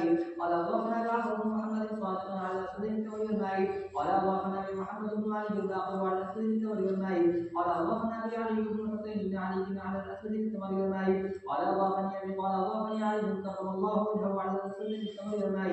قال اضافنا رسول الله صلى الله عليه وسلم على الاسفل التمر والماء. ثم قال من اضاف مؤمنا فكانما اضاف ادم ومن اضاف مؤمنا فكانما اضاف ادم وحواء ومن اضاف ثلاثا فكانما اضاف جبريل وميكائيل واسرافيل ومن اضاف اربعه فكانما قرأ التوراه والانجيل والزبور والفرقان ومن اضاف خمسه فكانما صلى الصلاه الخمس للجماعه من اول يوم خلق الله الخلق الى يوم القيامه. ومن اضاف سته فكانما اعتق 60 رقبه من ولد اسماعيل. ومن اضاف سبعه وخلق عنه 7 ابواب جهنم. ومن اضاف 8 فتحت له 8 ابواب الجنه. ومن اضاف 9 كتب الله له حسنات بعدد من عصاه من اول يوم خلق الله الخلق الى القيامه. ومن اضاف كتب الله له اجرا من صلى وصام وحج واعتمر الى يوم القيامه. यह हदीस है मुसलसल बिज़ियाफ़ा बिल-अस्वदैन, यानी हुजूर पाक सल्लल्लाहु अलैहि वसल्लम ने जब यह हदीस बयान फरमाई तो सहाबा किराम की ज़ियाफ़त फरमाई, खजूर खिलाकर और ज़मज़म शरीफ पिलाकर। और सहाबी ने भी जब अपने शागिर्द को हदीस सुनाई तो उन्होंने भी उनको खजूर खिलाई और ज़मज़म शरीफ पिलाया। इसी तरह से हर उस्ताद ने अपने शागिर्द को यह हदीस सुनाते वक्त ज़मज़म शरीफ पिलाया और खजूर खिलाई। यह सिलसिला चला आ रहा है। तो हम लोगों ने भी इंतज़ाम किया आप हजरात के लिए खजूर और ज़मज़म शरीफ का, क्योंकि ये सुन्नत है और यह इस हदीस शरीफ के अंदर सिलसिलेवार चला आ रहा है। और इसमें हुजूर पाक सल्लल्लाहु अलैहि वसल्लम ने फजीलत बयान फरमाया जो एक शख्स को की ज़ियाफ़त करे, मेहमान नवाजी करे, वो ऐसा है जैसे आदम अलैहिस्सलाम की ज़ियाफ़त की। जो 2 शख्सों की मेहमान नवाजी करे, 2 मोमिनों की, वो ऐसा है जैसे आदम और हव्वा दोनों की ज़ियाफ़त की। जो 3 शख्सों की ज़ियाफ़त करे, वो ऐसा है जैसे जिब्राइल और मीकाईल और इसराफील तीनों की ज़ियाफ़त की। जो 4 की ज़ियाफ़त करे, वो ऐसा है जैसे तौरात, इंजील, ज़बूर और कुरान, ये चारों किताबें पढ़ ली।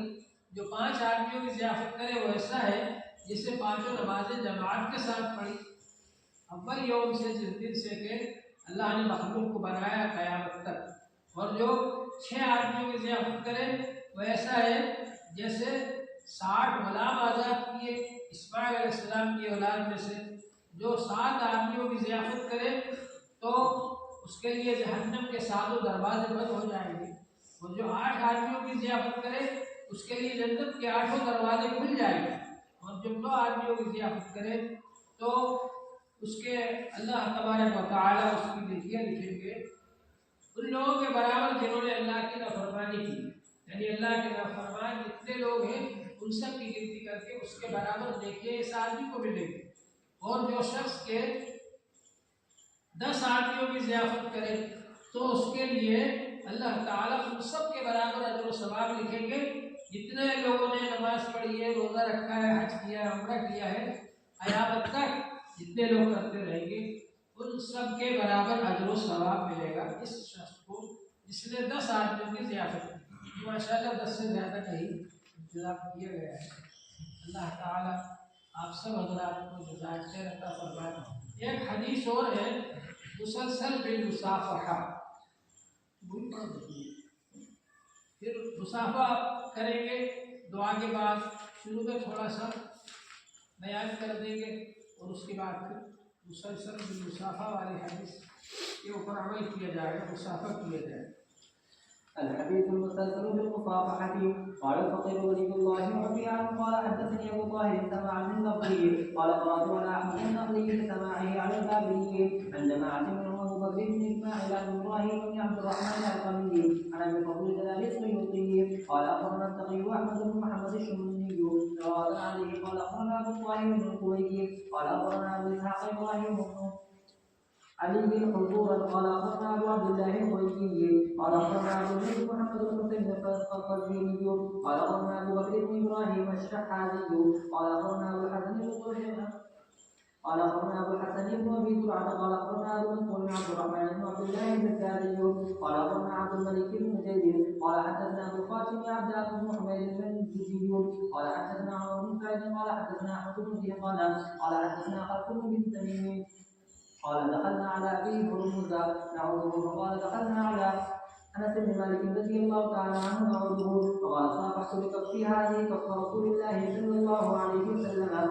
فقال مسحت خلفا ولا حريرة إلى من كفه صلى الله عليه وسلم قال أبو هرمز فقلنا لأنس بن مالك رضي الله تعالى عنه صافحنا بالكف التي صافحت بها رسول الله صلى الله عليه وسلم فصافحنا قال خلف قلنا لأبي هرمز صافحنا بالكف التي صافحت بها أنس فصافحنا قال أحمد بن دهقان قلنا لخلف صافحنا بالكف التي صافحت بها لا هرمز فصافحنا قال عمر بن سعيد قلنا لأحمد بن دهقان صافحنا بالكف التي صافحت بها خلف بن تميم فصافحنا قال عبدان قلنا لعمر بن سعيد صافحنا بالكف التي صافحت بها أحمد بن دهقان فصافحنا قال عبد الملك قلنا لعبدان صافحنا بالكف التي صافحت بها عمر بن سعيد فصافحنا قال ابو منصور قلت لعبد الملك صافحنا بالكف التي صافحت بها عبدان فصافحنا وقال ابو الحسن بن ابي زرعه قلت لابي منصور صافحنا بالكف التي صافحت بها عبد الملك فصافحنا قال ابو بكر الشحاذي قلت لابي الحسن صافحني بالكف التي صافحت بها ابا منصور فصافحني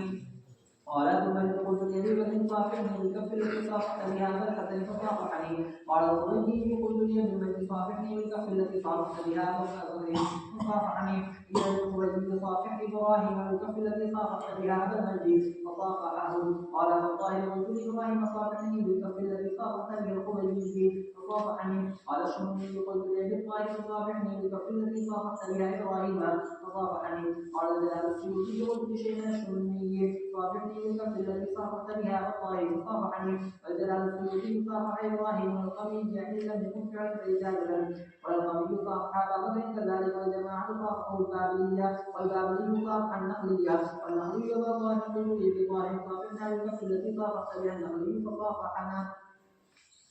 यह हदीस है मुसलसल बिल मुसाफहा, यानी हुजूर पाक सल्लल्लाहु अलैहि वसल्लम ने इस हदीस को जब बयान फरमाया तो सहाबी से मुसाफा किया और उन सहाबी ने भी जब अपने शागिर्द से हदीस बयान फरमाई उन्होंने भी अपने शागिर्द से मुसाफा किया। इसी तरह हर उस्ताद ने अपने शागिर्द से मुसाफा किया इस हदीस को बयान करते वक्त। तो इसलिए आप हजरात भी हमसे मुसाफा करें, हम आपसे मुसाफा करें इस हदीस को बयान करते वक्त। और हर शागिर्द ने अपने उस्ताद से कहा है कि साफ़िहनी बिकफ़्फ़िल लती साफ़हत बिहा शेखका, कि जिस हाथ से आपने अपने उस्ताद से मुसाफा किया था उस हाथ से आप हमसे मुसाफा कीजिए। तो हमने भी ये हदीस की किताब मुसलसलात हज़रत शेखुल हदीस मौलाना ज़करिया साहब रहमतुल्लाह अलैह से भी पढ़ी और हज़रत मुफ्ती महमूद साहब रहमत अल्लाह अलैहि से कई बार पढ़ी। अल्लाह ने ये फजीलत इरशाद फरमाया। तो आप हजरात भी जो है मुसाफा कर लीजिएगा इसके ख़त्म होने के बाद। अल्लाह तबारक व तआला का बड़ा फज़ल करम है कि उसने हम लोग ये मुसलसलात के ख़त्म की तौफीक अता फरमाई। हज़रत शाह वलीउल्लाह दहलवी रहमतुल्लाह अलैह जो कि हिंदुस्तान में पैदा हुए, हिंदुस्तान में रहे, तो उनसे पहले तक हिंदुस्तान में सियासत नहीं थी। शाह वलीउल्लाह दहलवी रहमतुल्लाह अलैह अरब गए और अरब में शेख अबू ताहिर मदनी से हदीस पढ़ी और वहाँ से सियासत पढ़कर आए, किताबों को लेकर आए, यहाँ पढ़ाना शुरू किया दिल्ली में। इस तरह से ये किताबें यहाँ पर फैल गई और ये सिलसिला शुरू हुआ दरस हदीस का। शाह वलीउल्लाह दहलवी रहमतुल्लाह अलैह ने ये मुसलसलात हदीस की जो मुतफर्रिक़ अहादीस थी उनको जमा फरमाया और ये सिलसिला मुसलसलात के दर्स का शुरू फरमाया उन्होंने यहाँ पर, और हमारे अकाबिर ने उसको शुरू फरमाया। उससे पहले यह तरीका था कि हदीस को अलग पढ़ाया जाता था, फ़िक़्ह को अलग समझा जाता था। हदीस और फ़िक़्ह के दरमियान कोई तफ़रीक़ नहीं थी और मंतिक़ को अलग समझा जाता था। हिंदुस्तान के अंदर एक दरसगाह थी खैराबाद में, जो मंतिक़ की दरसगाह थी। एक दरसगाह थी फ़िक़्ह की फरंगी महल में लखनऊ में, और एक दरसगाह थी हदीस की दिल्ली में।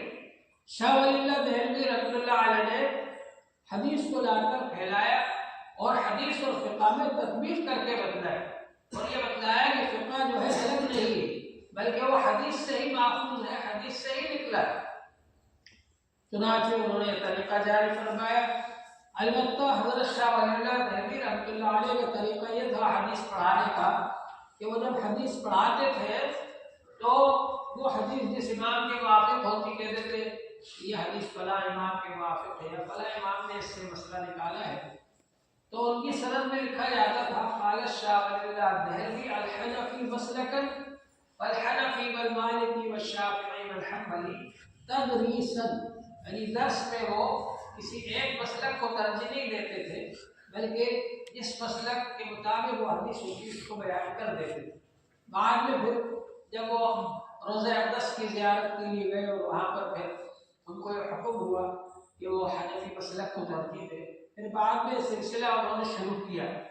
तो शाह अब्दुल अज़ीज़ दहलवी रहमतुल्लाह अलैह ने जो हदीस पढ़ाई उन्होंने इस तरीके पर पढ़ाई कि वो न सिर्फ ये बयान करते थे कि हदीस फलां इमाम के मसलक के मुताबिक है, बल्कि ये भी बयान करते थे कि इमाम अबू हनीफा रहमतुल्लाह अलैह ने किस हदीस से मसला लिया है और उनकी क्या दलील है, और इस हदीस को या दूसरी हदीसों को उन्होंने क्यों नहीं लिया, उसकी तरजीह भी बयान करते। उलमाए देवबंद ने जब सिलसिला शुरू फरमाया मदरसे का तो उन्होंने फ़िक़्ह के बजाय सबसे आला दर्जा दिया हदीस को कि हदीस की सियासत पढ़ाकर सनद दी जाएगी आलिम, और हदीस पढ़ाने का तरीका वो इख्तियार किया जो कि शाह अब्दुल अज़ीज़ दहलवी रहमतुल्लाह अलैह का तरीका था कि सिर्फ ये बयान न किया जाए कि हदीस किस इमाम के मुवाफ़िक़ है, बल्कि ये भी बयान किया जाए कि हमारे इमाम की क्या दलील है और उन्होंने इस हदीस का क्या जवाब दिया है, और हमारे इमाम ने जो हदीस ली है वो क्यों राज है। असल में क्या है कि इमाम अबू हनीफा रहमतुल्लाह अलैह के ज़माने तक सनद का सिलसिला नहीं था, बल्कि ये तरीका था कि जो हदीस आए उसको कुरान पर पेश करके देखा जाए कि कुरान के खिलाफ ना हो। दूसरे ये कि सहाबा का जो अमल है उसके मुताबिक होना चाहिए। अगर ये दो चीज़ें उसमें हैं तो उस हदीस को राजा करार देते, और अगर इन दोनों में से कोई एक बात नहीं पाई जा रही तो उसका मतलब ये है कि वो हदीस राजे नहीं। बाद के उलमा ने फिर सनद का सिलसिला शुरू फरमाया तो फिर उसमें सही और ज़ईफ़ हदीसों को छाटा उन्होंने, लेकिन उस ज़माने में सही और ज़ईफ़ तक ही था मसला। इमाम तिर्मिज़ी ने उसमें हसन का इजाफा किया। तो गोया कि जिस हदीस को امام ترمذی حسن کہتے ہیں، ان سے پہلے وہ ضعیف کہی جاتی تھی، لیکن امام ابو حنیفہ رحمۃ اللہ علیہ کے زمانے میں، امام صاحب کے زمانے میں سند کا مسئلہ نہیں تھا، لہذا انہوں نے براہ راست زیادہ تر حدیثیں جو لی ہے وہ یا تو اپنے شیخ جو صحابہ تھے، کیونکہ وہ تو صحابہ کے شاگرد ہیں، بعض علماء نے فرمایا کہ 14 علماء سے امام ابو حنیفہ رحمۃ اللہ علیہ نے پڑھا ہے، بعض نے فرمایا کہ 7 صحابہ سے پڑھا ہے، بعض نے فرمایا کہ 14 صحابہ سے پڑھا ہے۔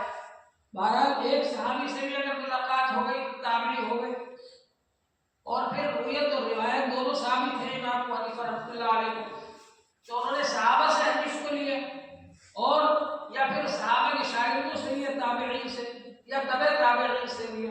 یہ خیر القرون کا زمانہ تھا، تو اس زمانے میں حدیث کا مسئلہ زیادہ نہیں تھا۔ جب بعد کے زمانے میں لوگوں نے جھوٹ بولنا شروع کیا تو پھر حدیث کا مسئلہ پیش آیا۔ حضرت عبداللہ بن عباس رضی اللہ تعالیٰ عنہ کے پاس میں ایک صاحب آئے اور قال رسول اللہ کہہ کر حدیث بیان کرنا شروع کی، انہوں نے ان کی طرف کوئی خاص توجہ نہیں دی، تو ان صاحب نے کہا کہ آپ کیسے صحابی رسول ہیں، ہم تو حدیث بیان کر رہے ہیں آپ سے اور آپ دھیان ہی نہیں دیتے، توجہ ہی نہیں دیتے۔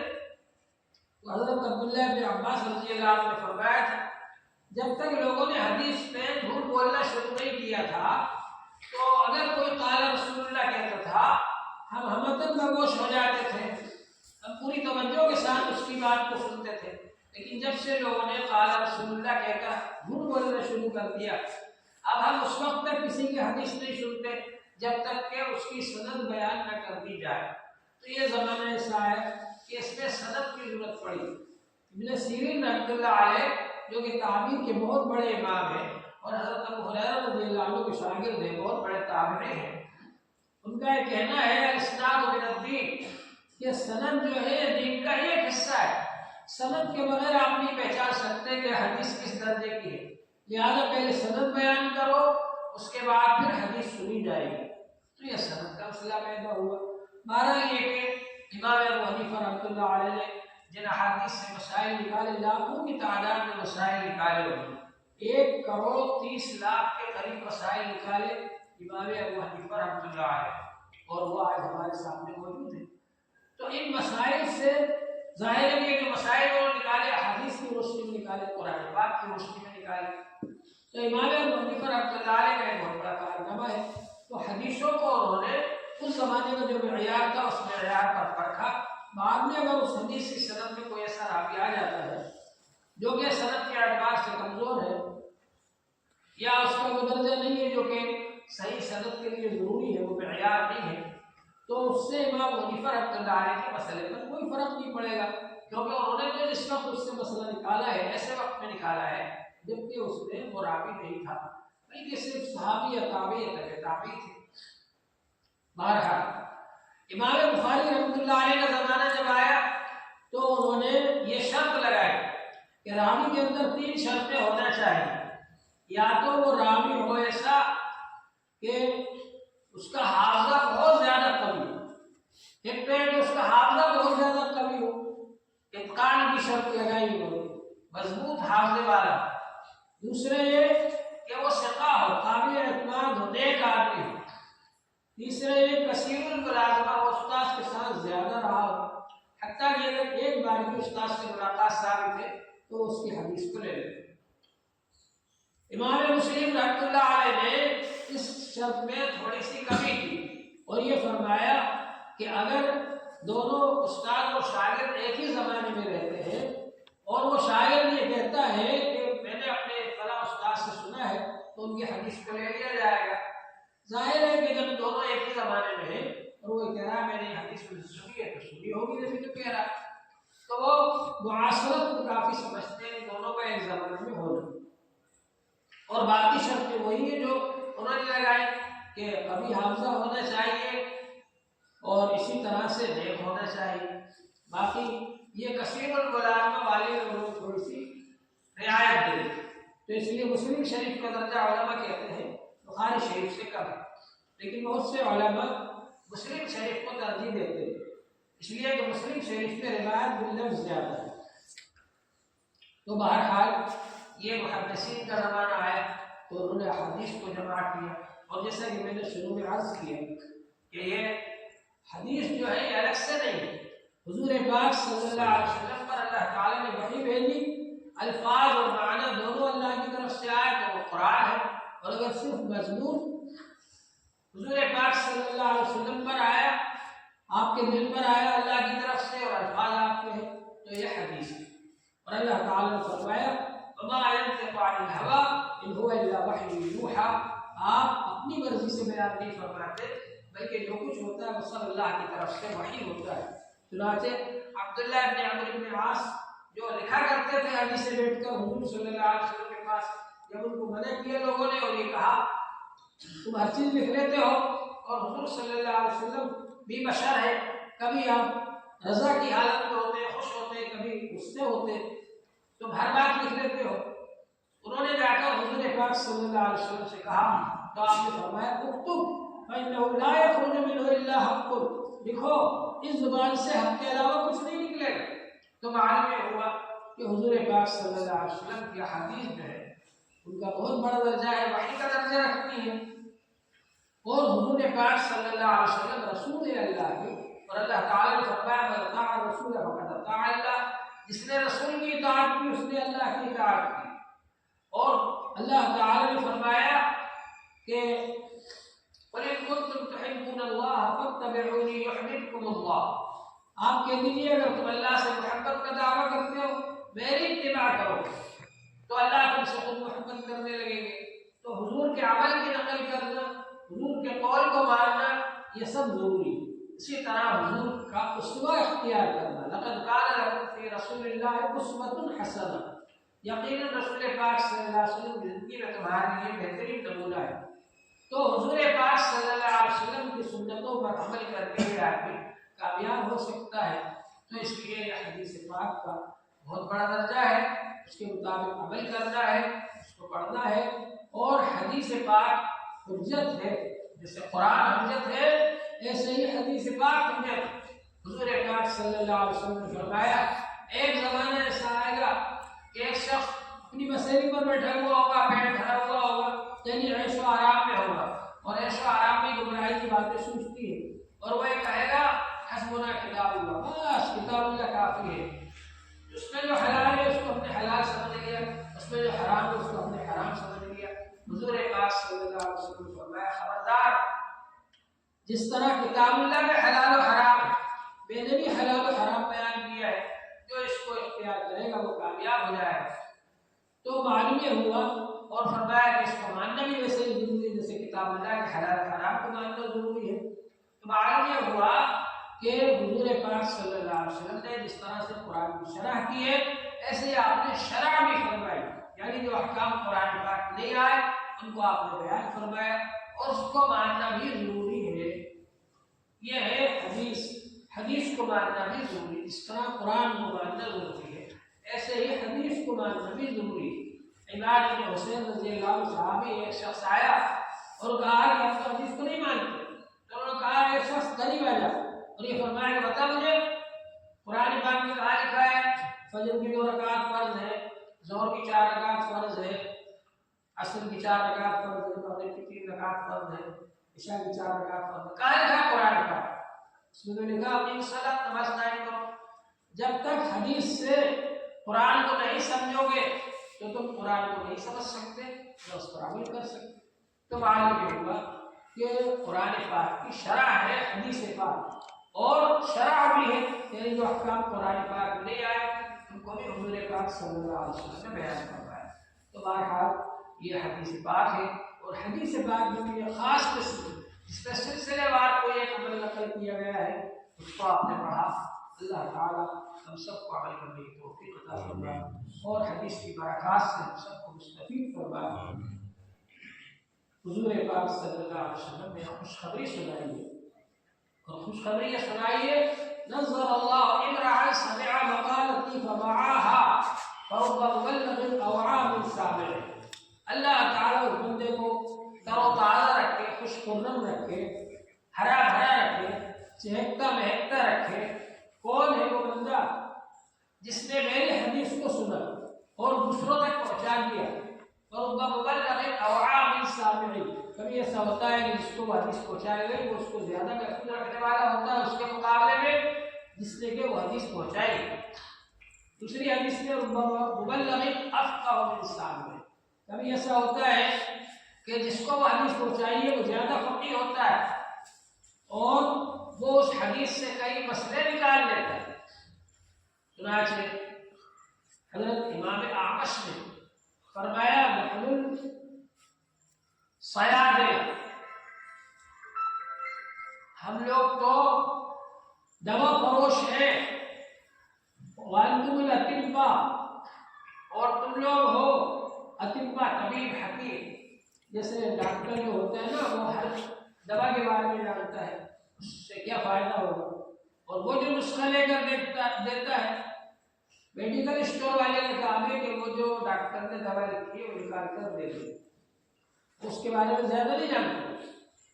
تو فرمایا کہ ہم تو میڈیکل اسٹور والے ہیں، ہم تو صیادلہ ہیں، اور تم ہو اطباء، یعنی فقیہ آدمی ہے اسی حدیث کو پڑھتا ہے اس سے کئی مسئلے نکال لیتا ہے۔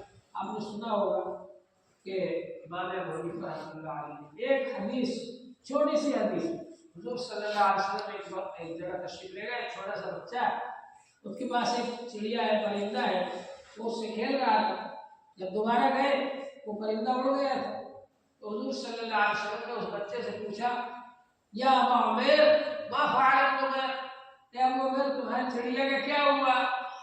یہ ایک جملہ ہے جو حضور صلی اللہ علیہ وسلم نے اس بچے سے فرمایا، اس سے تقریباً 400 مسائل علماء نے نکالے۔ تو بہرحال ایک ہی حدیث جب کسی فقیہ کے پاس پہنچتی ہے وہ اس سے بہت سارے مسائل نکال دیتے ہیں۔ تو یہ حدیث مسلسلات ماشاء اللہ آپ نے پڑھی، اللہ تعالیٰ مبارک فرمائے، خیر و برکت عطا فرمائے۔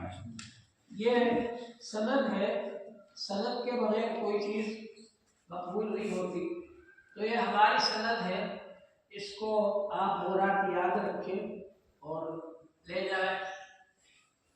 ہم نے یہ مسلسلات کی کتاب شیخ الحدیث حضرت مولانا زکریا صاحب رحمۃ اللہ علیہ سے پڑھی، انہوں نے حضرت مولانا خلیل احمد صاحب رحمۃ اللہ علیہ سے پڑھی، انہوں نے حضرت مولانا عبد القیوم صاحب بڑھانوی رحمۃ اللہ علیہ، قاضی عبد القیوم صاحب بڑھانوی رحمۃ اللہ علیہ یہاں بھوپال میں قاضی رہے، مفتی رہے، سکندر جہاں بیگم کے زمانے، اور وہ شاہ اسحاق صاحب دہلوی رحمۃ اللہ علیہ کے داماد بھی تھے اور ان کے شاگرد بھی تھے، شاہ اسحاق صاحب دہلوی رحمۃ اللہ علیہ، اور وہ شاہ عبدالعزیز صاحب دہلوی رحمۃ اللہ علیہ کے شاگرد تھے، شاہ اسحاق صاحب رحمۃ اللہ علیہ، اور مولانا عبد القیوم صاحب شاہ عبدالعزیز صاحب دہلوی کے نواسے تھے اور شاہ اسحاق صاحب دہلوی کے داماد تھے۔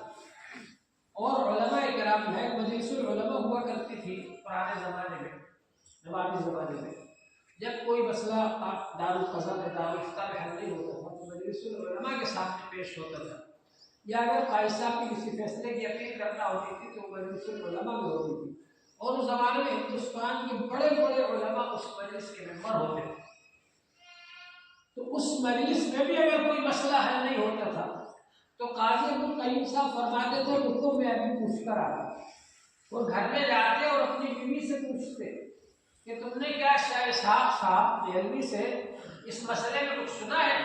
پھر وہ بتاتی ہے ہاں حضرت نے یہ فرمایا، وہ آ کر جب بیان کرتے مجلس میں تو مسئلہ حل ہو جاتا۔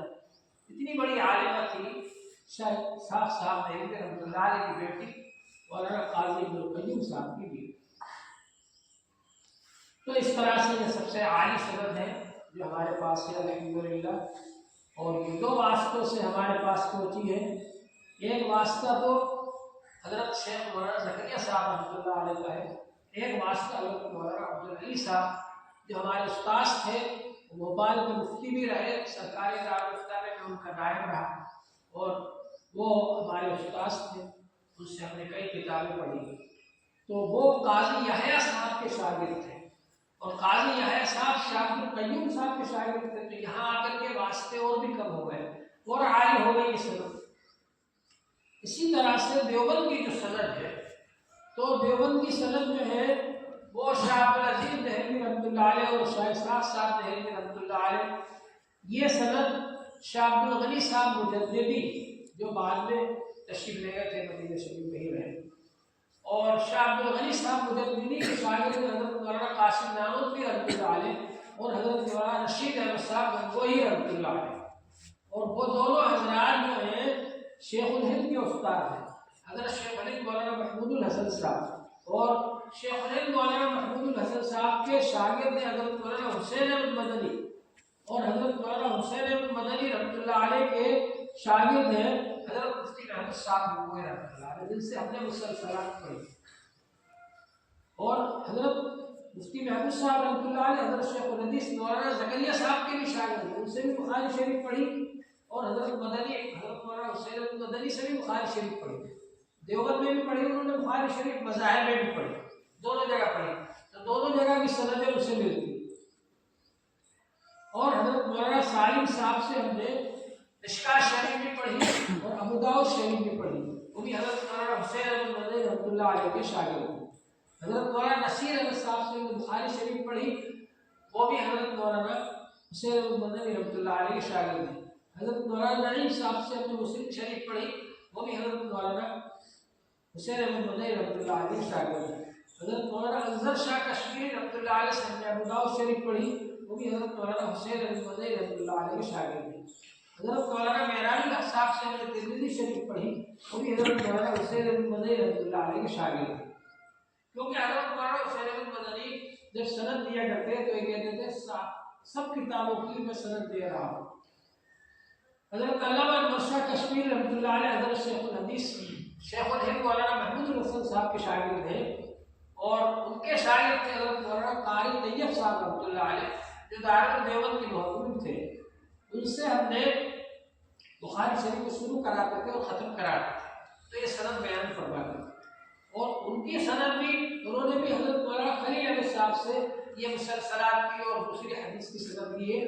وہ سند جو کہ مولانا خلیل احمد صاحب بھوپال سے لے کر گئے تھے قاضی القیوم صاحب سے، تو یہ سند جو ہے حضرت مولانا خلیل احمد صاحب علی شاہ حضرت قاری طیب صاحب کے واسطے سے بھی ہم کو ملی ہوئی. تو اس طرح سے 3 واسطے ہوئے سے. حضرت قاری طیب صاحب رحمۃ اللہ علیہ شاگرد حضرت علامہ انور شاہ کشمیری رحمۃ اللہ علیہ کے، اور انہوں نے ہم کو بخاری شریف شروع کرائی اور ختم کرائی. اور یہ سند مولانا خلیل احمد صاحب علی سند بھی انہوں نے عطا فرمائی. تو اس طرح سے یہ تینوں طرف سے. پھر حضرت مولانا شیخ الہند کے ایک اور شاگرد حضرت مولانا فخر الدین صاحب رحمۃ اللہ علیہ جنہوں نے 60 سال بخاری شریف پڑھائی. 60 سال تک امام بخاری نے بھی نہیں پڑھائی، 60 سال تک انہوں نے بخاری شریف پڑھائی. حضرت مولانا فخر الدین صاحب رحمۃ اللہ علیہ اور ان کے شاگرد ہیں حضرت مفتی سعید صاحب قادری رحمۃ اللہ علیہ، ان سے ہم نے موطأ امام مالک پڑھی. تو اس طرح سے اس سند جو ہے آپ کو مل رہی ہے. اللہ تعالیٰ مبارک فرمائے.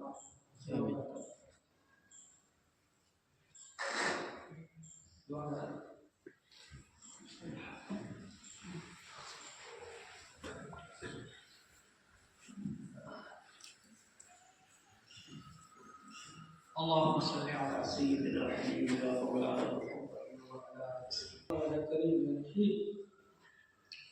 وارض عنا وعن جميع محمد صلى الله عليه وسلم. اللهم اغفر لأمة سيدنا محمد صلى الله عليه وسلم. اللهم ارحم أمة سيدنا محمد صلى الله عليه وسلم. اللهم انصر الإسلام والمسلمين. اللهم أعز الإسلام والمسلمين. اللهم أعل كلمة الإسلام والمسلمين. اللهم وفقنا لما تحب وترضى واجعل آخرتنا خيرا من الأولى. اللهم نقل قلوبنا بنور الإيمان. اللهم نقل قلوبنا بنور العرفان. اللهم نقل قلوبنا بنور القرآن. يا مصرف القلوب صرف قلوبنا إلى طاعتك. يا مقلب القلوب ثبت قلوبنا على دينك. اللهم أعنا على ذكرك وشكرك وحسن عبادتك. اللهم آت نفوسنا تقواها وزكها أنت خير من زكاها أنت وليها ومولاها. یا رب الراحمین ہمارے خطاؤں کو معاف فرما، ہمارے گناہوں کو معاف فرما، ہماری لغزشوں کو معاف فرما. یا رب الراحمین ہم سب کو حضور صلی اللہ علیہ وسلم کا عشق عطا فرما، آپ کی محبت عطا فرما. حضور صلی اللہ علیہ وسلم کی محبت عطا فرما. حضور صلی اللہ علیہ وسلم کی ایک سنت کے مطابق عمل کرنے کی توفیق عطا فرما. یا رحمین اپنا رحم و کرم فرما حضور صلی اللہ علیہ وسلم کی حدیثوں کی خدمت کی توفیق عطا فرما یا رب سب کو دین کی خدمت کی توفیق عطا فرما یا رب سب کے فیض کو جاری فرما قرآن پاک کے فیض کو جاری فرما حدیث پاک کے فیض کو جاری فرما یا رحمین اپنا رحم و کرم فرما حضور پاک صلی اللہ علیہ وسلم فیل پہ ہماری دعاؤں کو قبول فرما ہم سب کی طرف سے ہمارے مشاہد کو دینا خیر عطا فرما حضور پاک صلی اللہ علیہ وسلم فیل پہ ہماری دعاؤں کو قبول فرما صلی اللہ تعالی علیہ خلقہ وآلہ وصحبہ اجمعین یا رحمن اس مدرسے کے لیے غیر سے نوال فرما اس کی ظاہر و باطنی ترقیات عطا فرما اس کے لیے مقاصد کی کامیابی عطا فرما صلی اللہ تعالی علیہ خلقہ وآلہ وصحبہ اجمعین برحمتہ مصافحہ کر لیجیے بھائی ایک ایک صحابہ تو یہ کہتے جائیے صافحنی بکف صافحت به شیخک صافحنی بکف صافحت به شیخک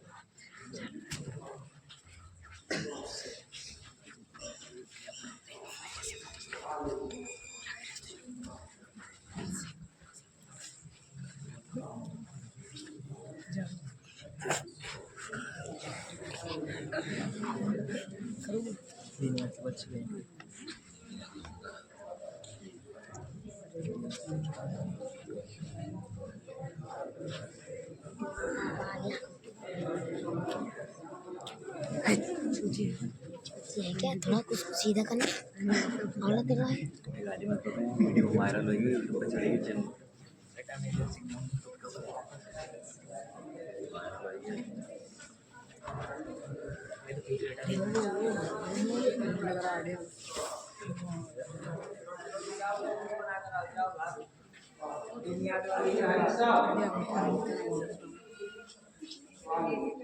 काट दे